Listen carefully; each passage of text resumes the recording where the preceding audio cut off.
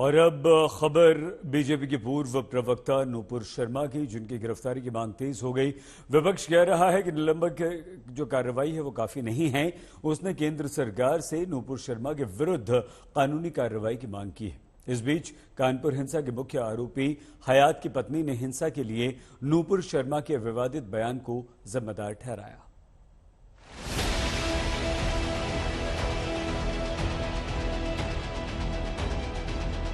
दंगे का जो सबसे बड़ा मास्टरमाइंड है वो है नूपुर शर्मा। आप अपने नेशनल स्पोक्स पर्सन के खिलाफ एक्शन लीजिए।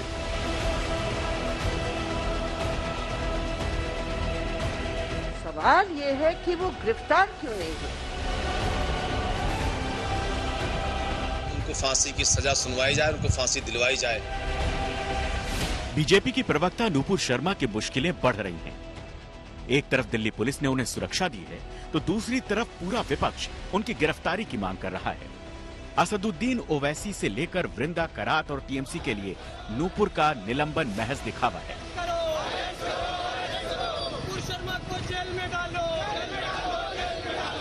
लिहाजा ठोस कार्रवाई के सबूत के तौर पर वो नूपुर को गिरफ्तार किए जाने की मांग कर रहे हैं। हमारे देश में कोई कानून है, बीजेपी आरएसएस सिलेक्टिवली उसको यूज करती है।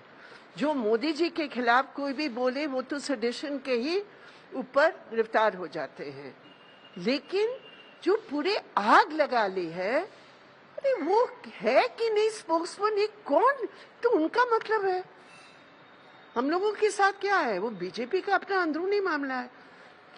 गिरफ्तार क्यों नहीं हुए ये नूपुर शर्मा और जिंदल? क्या कानून उनके ऊपर लागू नहीं होगा? क्या कानून से ऊपर है? ये सवाल है। इसलिए गिरफ्तारी की बात है। अपराध हुआ है, अपराध किया है, गिरफ्तार होना चाहिए। ये तो सबको विचार करना चाहिए। जिसको खिलाफ कानूनी कार्रवाइयां करना चाहिए था उसको सिक्योरिटी दिया गया, सिक्योरिटी बढ़ाया गया।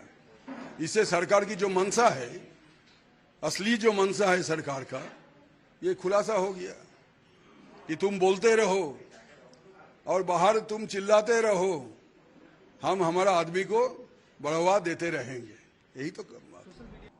और ये देश के छवि धूमिल करने के लिए जो जिम्मेवार हैं उनके खिलाफ ठोस कार्रवाई होना चाहिए। ये बहाना बनाकर बचाने की कोई कोशिश ना किया जाए कि दूसरे देश में भी ऐसा होते हैं तो उसके भी खिलाफ हम करते हैं, लेकिन इसका मतलब यह नहीं कि हम हमारा देश में इसको इजाजत देंगे। हमारा साथ फर्क कैसे रहेगा बाद में? हिंदुस्तान के साथ फर्क पाकिस्तान के है। नरेंद्र मोदी जी ने भारत की इंटरनेशनल बेइज्जती कराई है। हमारे राजदूतों को बुला के अपमानित किया जा रहा है, कहा जा रहा है माफी मांगो, माफी मांगो। किसकी वजह से? भारतीय जनता पार्टी की वजह से, नरेंद्र मोदी जी की वजह से। तो पूरे दुनिया में आज भारतवर्ष का सर अगर झुका है तो नरेंद्र मोदी जी की वजह से झुका है। आज 75 वर्षों की आजादी में जितना अपमानित मोदी जी ने भारत को किया, इतना किसी देश के प्रधानमंत्री ने। इससे पहले असदुद्दीन ओवैसी ने नूपुर शर्मा को गिरफ्तार किए जाने की मांग की थी। देश के प्रधानमंत्री ने अपने नेशनल स्पोक्स पर्सन के खिलाफ एक्शन लिया। ये सरासर गलत है।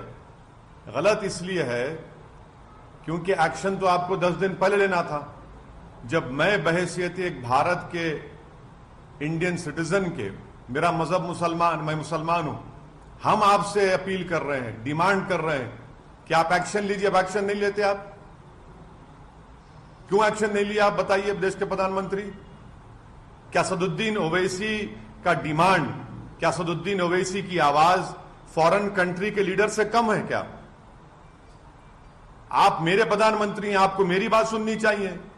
आप फॉरेन कंट्रीज के लीडर्स को खुश करना चाहते हैं कि बीजेपी, ये इनके हरकतों से बीजेपी डेलिबरेटली अपने लोगों को बोलती है जाकर गाली दो, हेट की जो स्पीचेस हैं वो करते रहो, नफरत पैदा करो मुसलमानों के ताल्लुक से देश में। और जब मामला गर्म हो जाता है बीजेपी फौरन बोलती है नहीं नहीं नहीं, हम तो माफी चाहते हैं, इनको हटा दिया हमने।